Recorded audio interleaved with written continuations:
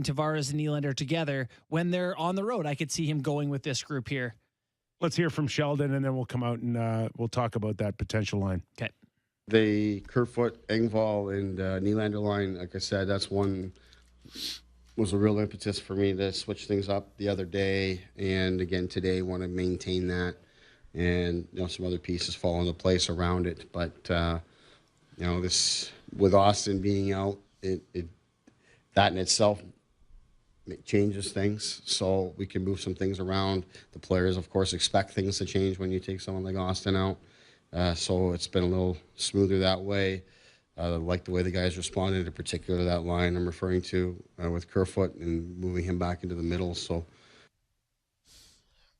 can I tell you what I took from there? Or do you have something right You away? I hear when he says the players responded well because they expect something to change when Austin's out, so things went a little bit smoother in that way.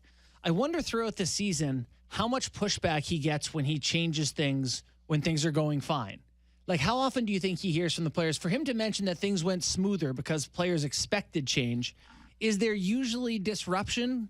Guys upset with the changes? And tell me the names that you would think fall into that Matthews. category. Okay.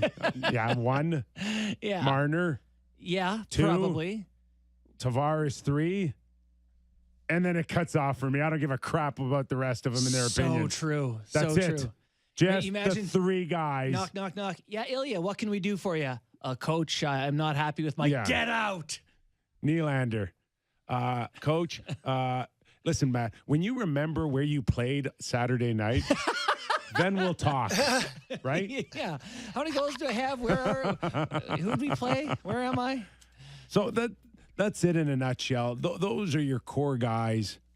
If they're not happy, then you've got some issues. It does explain. As any head coach, you know your horses. You know the guys that you cannot lose. It does explain why that Matthews, Marner, Bunting line stayed together all year. Like, if they ever wanted to get creative and say, oh, remember Tavares didn't do much for, 15 games. And I'm sitting here on the show going, give him Marner. He's great with Marner. And I'm sure Marner's like, yeah, no. I'm playing with, and Austin was like, yeah, I'm keeping Mitch on my line. I'm sure there is some player leverage involved in the lineup throughout the course of the year. So the other thing going into the last 6 games is the buildup that Sheldon alluded to. But it's still hard to really pinpoint who's going to be absolutely ready or not by then. Mm-hmm. The good news for the Toronto Maple Leafs is that it seems like everybody's on the ice. Yeah, that is good. Muzzin's skating. We know that Sandin is out there and could be available within the next week. Yeah. And Kasha, I'm told, has been skating 4 or 5 days in a row now. Okay.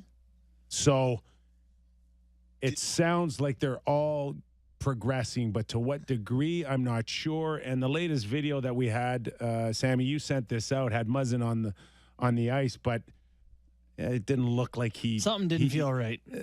Listen, how much body language can you get out of a 10-second clip? We But have a 2-hour radio show. You better hope some. enough where I think people were looking at a frustrated Muzzin on a short clip. I think just frustrated that, and I watched the play a number of times. It's something that doesn't feel right? Like he wants it to. It's just not. To me, I wonder, in a wild speculation, is it something like groin again, where it's like, it just feels a twinge? You know what I mean? Like you just get that little pull or an ab or an oblique. Like it's a muscle thing to me at that point. I think it's way too early to put him back out when you've pulled him off for not feeling right, i.e. Lingering concussion issues or ailing another injury. Especially off that clip. Don't you think you got to get him back in as soon as possible, though? I just think if he is not feeling 100%, I think to get on the ice at this point, like I'd like to hear you say, I feel fine. And now we can start working on timing. Frame, yeah. But he didn't look right on that goal, Tom Wilson goal against Washington. Like that was just the furthest away. The John Carlson one. John Carlson, I'm sorry, where you undressed him. That's right. Yeah. That to me looked like the furthest thing that Jake Muzzin is all about. Yeah. You had something there, Sammy? Well, listen, watching that clip, and we were like overanalyze David Alter's 10-second clip that he tweeted out. But that's what we do, Sammy. That's what we do. He couldn't turn into the middle, and he finished with a one-hand shot, keeled over. And then we don't have to listen to body language. We can listen to real language. There was a loud F-bomb involved. He looked like he was in some significant pain. I don't think he's coming back before playoffs.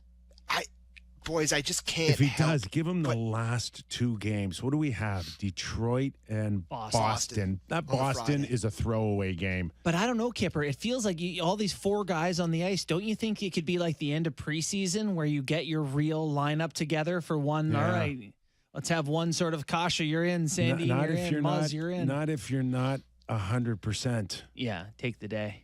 That's all. And if you're trying to jam a square peg in a round hole here, he's not the guy to do it with 2 significant head injuries this season. I know. And remember last season, they had a bunch of guys who were hurt and came back just in time for playoffs, right? It was almost the same thing. Hyman, I don't know that he played before the playoffs. Nick Foligno, I don't think played before playoffs.